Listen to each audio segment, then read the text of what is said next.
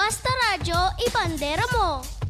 And yes, you heard it right. Basta Radyo Ibandera mo. Hey, good evening everybody. Magandang kayong lahat.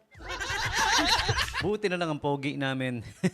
May 11, 2026 edition of this radio show. Ayan, hindi ako nakasilip ng latest news kanina, kaya naku, paano ko kayo babalitaan ng latest news? Yun ang role ko eh. Balitaan kayo latest news. Pero may nagsabi sa akin, tuloy na raw yung impeachment, nanalo yata yung, yes and no vote yun no? Yes, kung impeach ba, no, kung ano. Pero in fairness, lumitaw si Senator Bato de la Rosa. Bato, di ba? Batong-bato. Antigas. Antigas, lumitaw. Kailangan bumoto eh. Diretso aresto na ba? May warrant of arrest siya no? Di ba, lumitaw na siya. Nung una, nagtatago. Kailangan bumoto, lumitaw. Yung mga ganyang banat, di ba? Nagtatago ka, hindi ka lumilitaw. Pero dahil kailangan mong suportahan, yung sinusuportahan mo, kailangan mong bumoto. This is just me, opinion ko lang hindi to opinion ng radio station, ng management. This is just me, DJ Tommy G. Kasi ako sa tingin ko halimbawa nakakita ako ng ganyang politiko, nasa paningin ko siya, no, na nagtatago ka, wala ka, tapos pero kailangan bumoto, lilitaw ka bigla. Hindi naman kaya obvious na na nauuna yung pang sariling gain, pang political gain, di ba? Yung pansariling interest, yung makakapwesto na interest. Ba't hindi ka lumilitaw nung hinahanap ka para harapin yung mga di ba? Para sa akin, ganun, no? Hindi talaga nawawala, no? Kahit saan, kahit kailan, yung mauuna yung pansariling interest, di ba? Charge to experience. Well experienced ako sa ganyan, no? Yung nauuna yung pansariling interest, tapos kapag ka medyo, alam mo na yun, medyo binubuking-buking mo, pinasasaringan mo, gagawa ng paraan para, di ba? Kilala niyo yan, si Jabba the Hutt. Yung mga tropa ko, alam yun kilala yun Alam yung tinutukoy ko yun, no? Si Jabba the Hutt, no, mga pare. Jabba the Hutt! Ay. Na-miss ko kayo, Oo, dahil tagal kong hindi naka-ere, no? Wala ako nung Thursday. Dahil nag-birthday ako, May 7 yun nag-birthday, tao pala ako, inay. Hanggang Thursday lang, di ba? Tapos Saturday, BACC hour.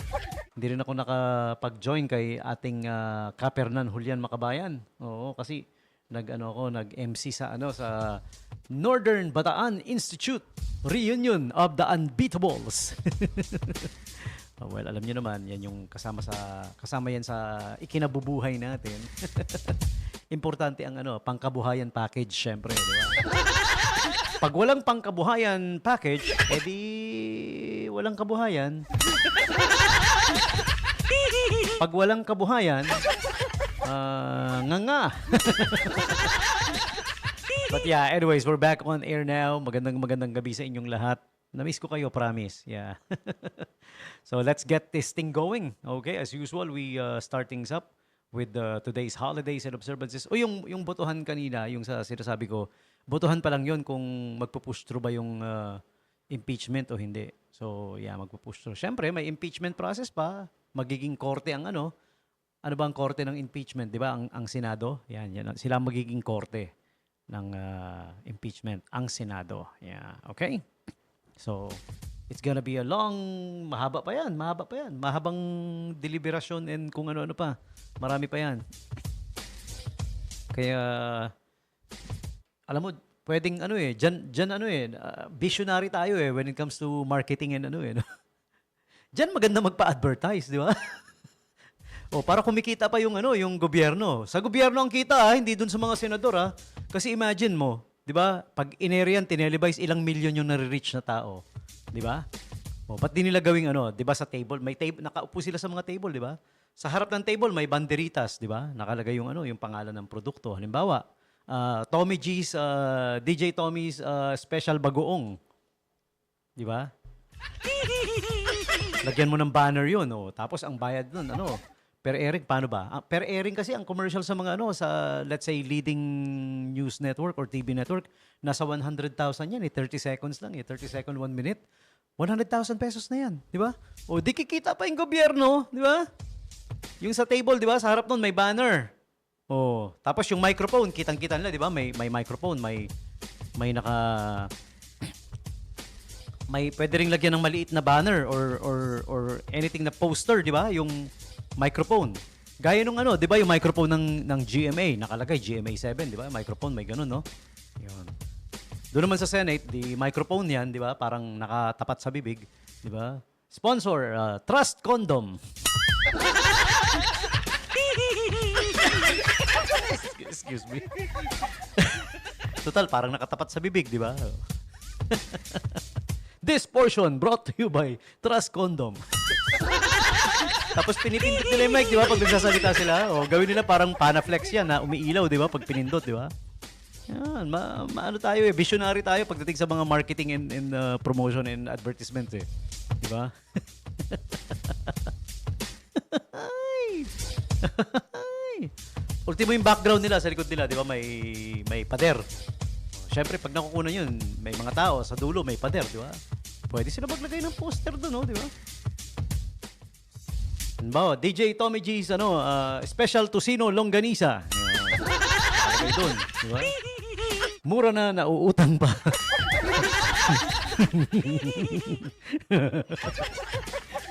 Di ba? Ideas lang naman para sa ano, di ba? Yung kita noon mapupunta sa sa government, di ba? O malay mo, di ba? Alam naman natin na pag nagkakaroon ng mga ganyang deliberasyon ng ang Kongreso, ang Senate, alam naman natin magastos yan eh, di ba? Yung pakain, pasweldo sa tao kung mag-overtime, di ba? Yung mga logistics. O, di gamitin doon yung kinikita noon, di ba? That way, hindi na pinopondohan ng gobyerno. Di ba? Or pinopondohan ng gobyerno, pero yun nga, yung pondo ay nanggagaling doon sa ang revenue is yung sinasabi ko, yung advertising.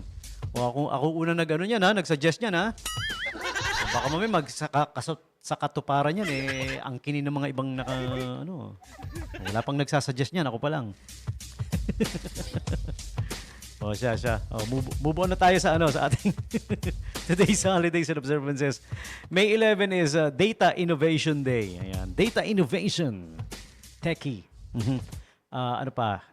May 11 din is Eat What You Want Day. Eat what you want, whatever. Whatever you want. Hoarding Awareness Day. Parang sabi may napanood ako dati na about this, parang daw siya, parang mental condition din daw siya, 'di ba? Meron kasi mga tao na may TV show pa nga about this eh. Kiniklear nila yung mga bahay na sobrang nagkaroon ng hoarding illness yung may-ari, yung nakatira, wala nang mahigaan sa kama. Yung sopa rin, wala ka nang maupuan. Bakit? Ang dami nakatambak na gamit eh. May ugali kasi silang parang it's a mental condition, no? Na bili ng bili, kahit hindi kailangan bili ng bili. Araw-araw bumibili ng kung ano-ano. Kayang-kaya kasi nila sa ibang bansa na may kaya, syempre, ganun. I know a couple of people who are like that na bili ng bili tapos itatambak lang. Basta importante makabili sila, no? Yeah, it's a condition. Ayan. Hoarding Awareness Day. Ayan, today, May 11. And lastly, it's International Women's Check-up Day. May 11. Hindi lang ibig sabihin dito May 11 magpa-check up kayo mga kababaihan. Parang this is also raising awareness, to raise awareness na importante ang pa-check up. Lalo na sa kababaihan, mas maraming kailangan check upin sa kababaihan kaysa sa kalalakihan.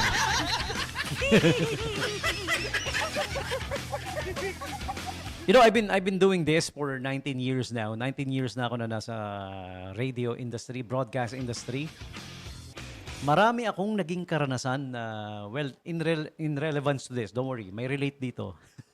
ng mga inaano. Kasi pag DJ ka, alam mo yun, lalo na kung matagal ka na sa industry, ang dami mo ng listener. Parang Google ka na nila minsan, alam mo, di ba? DJ, saan ba nakakabili ng ganito, ng ganun? May mga ganun na listener minsan, di ba? Pero pa yung one time sabi, DJ, saan, ano yung schedule ng next water interruption? Yeah. Electricity interruption, di ba? Meron bang nakaschedule? Nagiging Google ka na nila. Kaya kailangan ready ka. Handa ka. Even to, ba't ko nabanggit, Women's Check-up Day.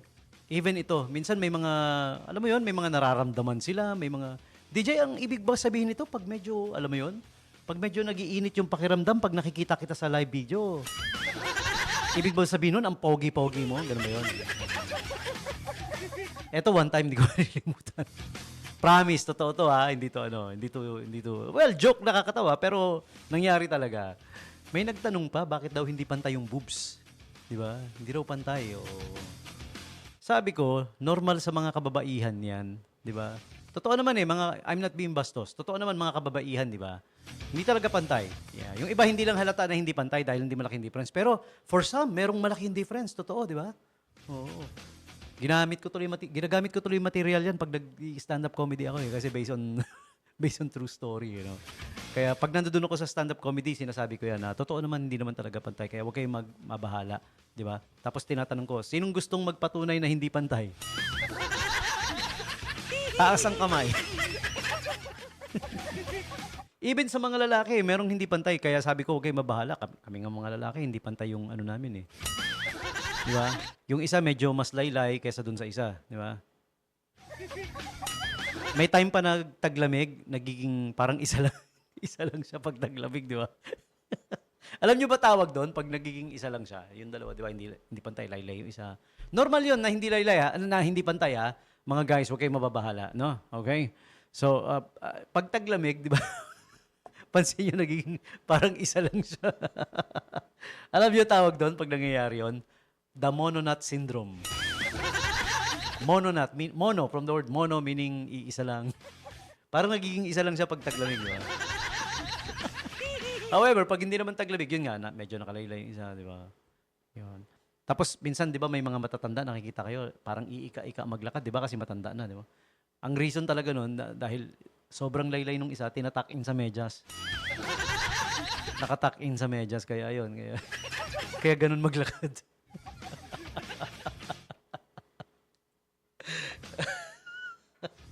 Tsaka, yeah, ayun, pagka normal lang, hindi naman taglamig, hindi talaga pantay. Huwag yung iniintindi, huwag kayo nag-worry doon, di ba?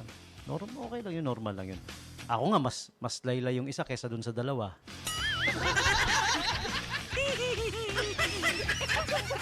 Hindi naman ako nababother. Okay, moving on. Nasingit lang kasi National Women's Check-up Day. No? Mga girls, yan. Di ba, pansin nyo si Pops Fernandez, hindi pantay yung ilong? Well, matangos ang ilong niya. Pero kung titingnan mo yung butas ng ilong, yung butas ng ilong niya, mas matangos yung isa. Matangos yung isa, pero mas matangos pa yung isa. Hindi pantay. Normal yun. Normal yun. Walang perfect nga, sabi nga. By nature, ganun ang human body. Yeah, may mga bagay na hindi pantay. Pero, yeah, we were created perfectly imperfect. Sabi nga, diba? Taray. Siya. And now, time for you to find out who you're sharing your birthdays with. Here is the celebrity birthday segment. Happy birthday to you, happy birthday. Happy birthday to you. This is being brought to you by Angel's Pizza Olongapo. All right, check out the latest offers. Ayan, buy one, take one forever. If you have your APC card, may APC card na ba kayo?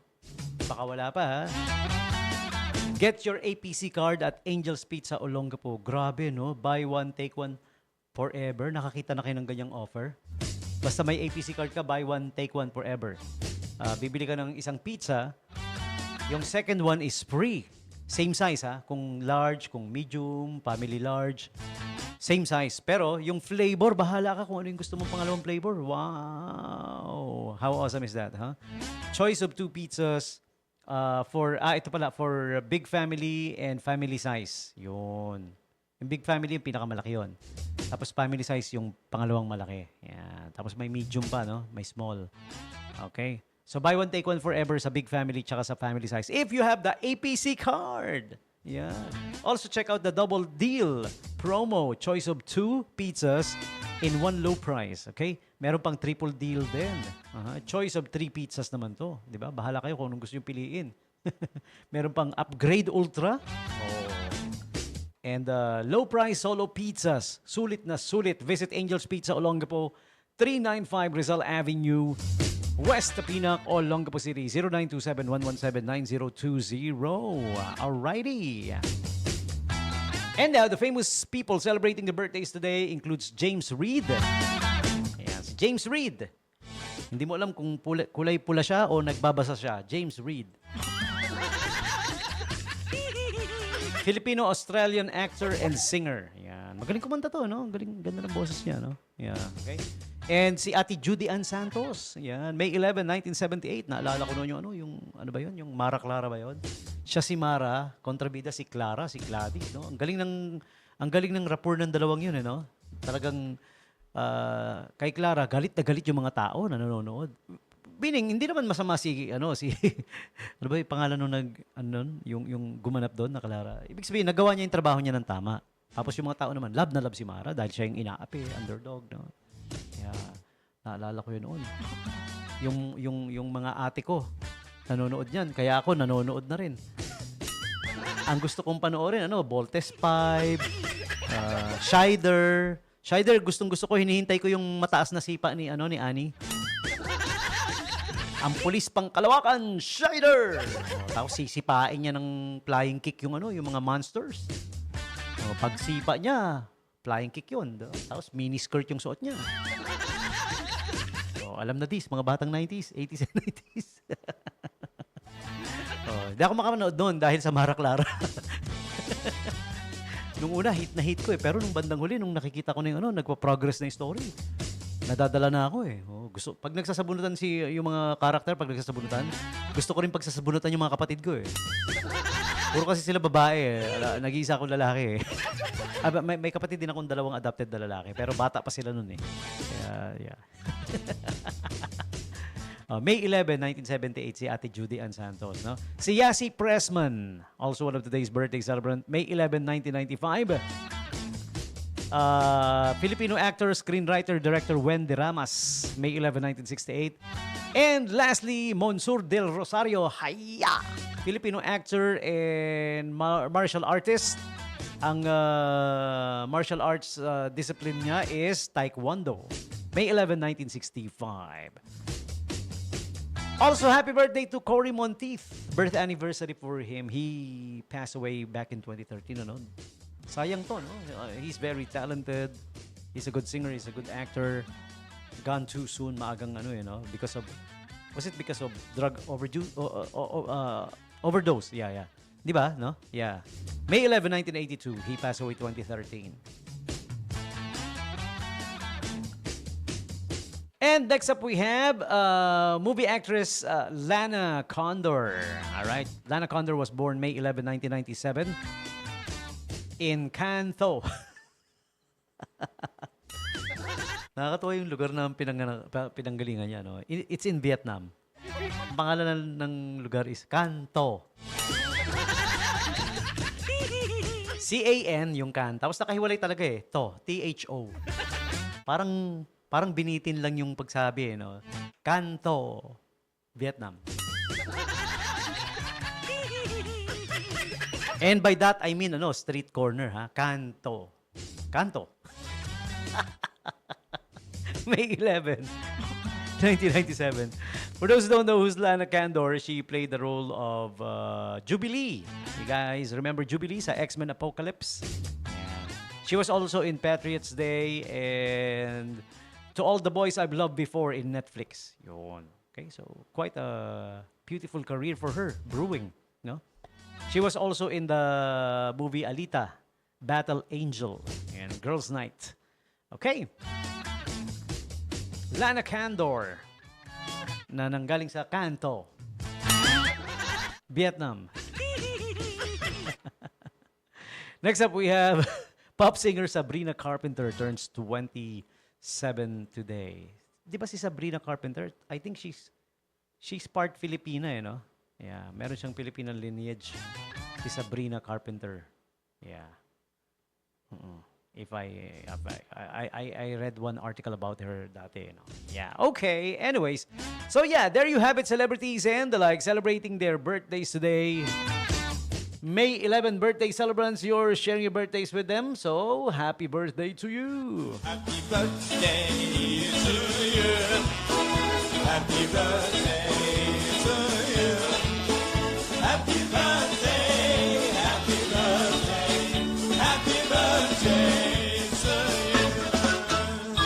you. You, all right.